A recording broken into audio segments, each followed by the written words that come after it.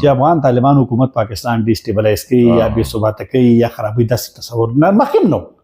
نه کرزي صاحب په وخت کې نه د اشرف غني په وخت کې نه لکه هغه نه غواړي چې پاکستان د خراب وي ځکه هغه ته پته را او د خپل کور داسې دی نو لیکن څه خبره سره زه اتفاق کوم چې د پاکستان کوم توقعات د افغان د حکومت نه دی اوسنی حکومت نه نو هغه باید چې مثبت جواب وکړي ځکه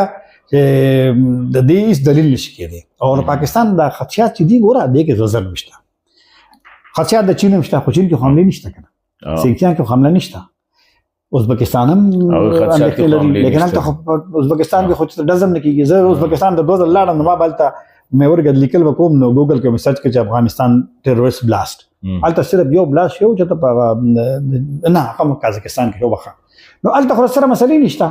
ازبکان چې دلته خو په میران شاه کې اوس بیا افغانستان ته لاړل هلته اوس موجود دي تاجکستان هم داسې تاجکستان ډېر مس تاجکستان طالبان سره بیا ډېر ورانه کنه لیکن ګوره د تجارت کې مسله نه پیدا شي نو زموږ مسلې جنون دي